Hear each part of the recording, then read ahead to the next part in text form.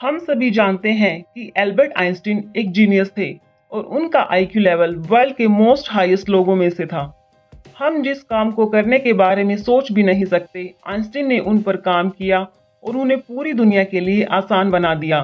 Albert Einstein एक physicist थे जिन्होंने स्पेशल रिलेटिविटी की थ्योरी को पब्लिश किया था, दैट इज E=mc², और उन्होंने फोटो इलेक्ट्रिक लॉज बनाकर पूरी दुनिया को आश्चर्यचकित कर दिया।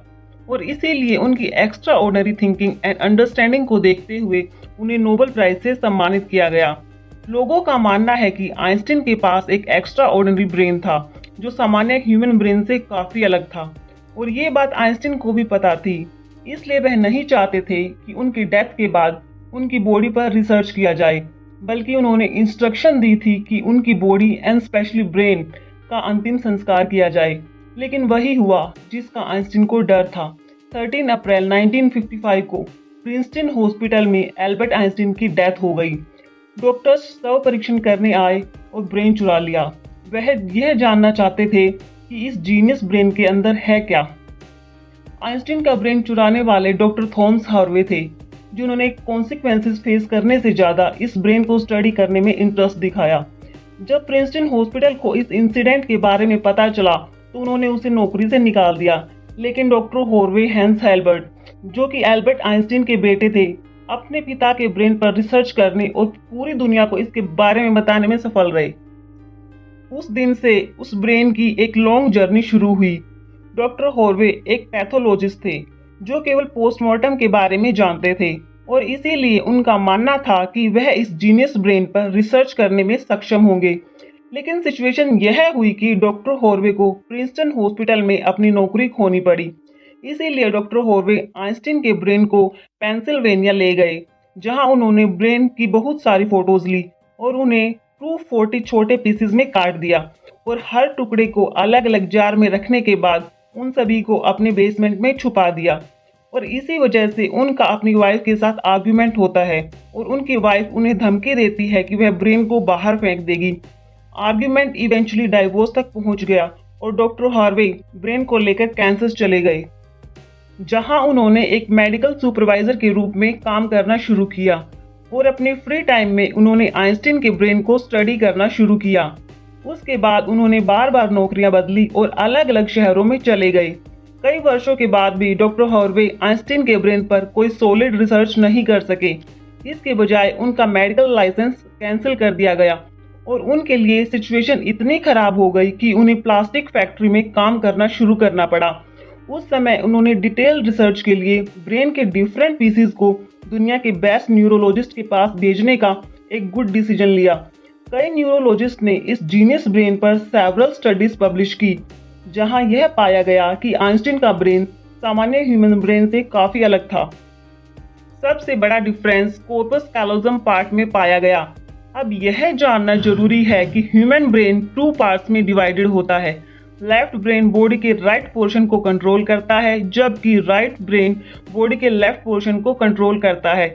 और 90% ह्यूमन के लिए लेफ्ट ब्रेन स्पीच के लिए रिस्पॉन्स करता है। मैथमेटिकल कैलकुलेशंस को समझना और लिखना, creativity, understanding of shapes, art and music के लिए राइट ब्रेन रिस्पॉन्सिबल है। अब आप सोच रहे होंगे कि कॉर्पस कैलोजम का क्या काम है। इमेजिन कीजिए कि आप कीबोर्ड पर टाइप कर रहे हैं और ऐसा करते हुए आपके दोनों हाथ बिजी हैं। टाइपिंग के दौरान आपके लेफ्ट हैंड से कोई गलती हो गई और आपने तुरंत उस गलती को ठीक करने के लिए अपने राइट हैंड का यूज किया। इसका मतलब यह है कि जब आपके राइट ब्रेन ने कोई गलती की तो उसने लेफ्ट ब्रेन को सिग्नल देकर उस गलती को सुधार लिया। ब्रेन के दोनों पार्ट्स जिस लिंक से कनेक्टेड होते हैं उसे कॉर्पस कैलोजम कहा जाता है, और आइंस्टीन का कॉर्पस कैलोजम सामान्य ह्यूमन से बड़ा था। इसका मतलब है कि उनके left brain and right brain के बीच एक स्ट्रॉन्ग कनेक्शन था, जिसके कारण आइंस्टीन कॉम्प्लेक्स प्रॉब्लम्स को उन सिचुएशन को इमेजिन कर सकते थे। कॉर्पस कैलोजम में डिफरेंस के अलावा आइंस्टीन के ब्रेन का पैटर्न भी दूसरों से काफी अलग था। रिसर्चर्स का मानना है कि यह अच्छे न्यूरॉन फ्लो के कारण है। न्यूरॉन्स के अच्छे फ्लो का मतलब है कि उनके पास मैथमेटिकल कैलकुलेशन करने की एक ग्रेट पावर थी। एक रिसर्च के अनुसार एल्बर्ट आइंस्टीन के पास पेन एंड पेपर का यूज किए बिना अपने ब्रेन में कॉम्प्लेक्स मैथमेटिकल प्रॉब्लम्स को सॉल्व करने की पावर थी। न्यूरॉन की अधिक संख्या होने का एक दूसरा कारण यह भी था कि जब आइंस्टीन के ब्रेन का वेट किया गया तो उनका वेट 1230 ग्राम था, जबकि सामान्य ह्यूमन के ब्रेन का वेट 1400 ग्राम होता था। रिसर्चर्स का मानना है कि उनके ब्रेन की लाइनिंग काफी पतली थी, जिसके कारण इसमें अधिक न्यूरॉन्स होते थे। लेकिन सबसे बड़ा सवाल ये था कि क्या आइंस्टीन इतने स्पेशल ब्रेन के साथ पैदा हुए थे या बाद में उनमें बदलाव हुए। रिसर्च करने पर पता चला कि जब आइंस्टीन का जन्म हुआ था तो उन्हें 5 साल की उम्र के बाद बोलना शुरू किया था। अन्य बच्चे 2 या 3 साल की उम्र में बोलना शुरू कर देते हैं। जब उन्होंने बोलना शुरू किया तब भी उन्हें ज़्यादा बोलना पसंद नहीं था और वे अपने ही ख्यालों में खोए रहते थे। उनकी याद रखने की शक्ति काफ़ी कम थी और इतना ही नहीं, उन्हें एक सिंपल मल्टीप्लिकेशन टेबल को याद करना भी डिफिकल्ट लगता था। वह अपनी स्कूल लाइफ में मैथ्स एंड नंबर्स को याद करने की बजाय उन्हें लॉजिकल वे में प्रोसेस करने में माहिर थे। वे अदर सब्जेक्ट्स में फेल रहे, लेकिन मैथ्स एंड साइंस में निपुण थे। जब एल्बर्ट आइंस्टीन 12 वर्ष के थे तो एक फैमिली टीचर अपनी ज्योमेट्री बुक आइंस्टीन के घर छोड़ गए। आश्चर्य की बात है कि आइंस्टीन ने उस बुक को एक ही दिन में पढ़ लिया और अपनी ज्योमेट्री कॉन्सेप्ट को क्लियर कर लिया। इतना ही नहीं, वे इंटीग्रल एंड डिफरेंशियल में भी माहिर हो गए। 14 साल की उम्र में मैथ्स एंड साइंस में उनकी पकड़ इतनी मजबूत थी कि जब वे सवाल पूछने के लिए हाथ उठाते थे तो प्रोफेसर घबरा जाते थे, क्योंकि अक्सर आइंस्टीन के सवाल टीचर्स के लिए भी समझना मुश्किल होता था। बहुत छोटी उम्र से ही वह यूनिवर्स के नियमों को एक स्मॉल इक्वेशन में समेटना चाहते थे और यही उनके जीवन का मिशन बन गया।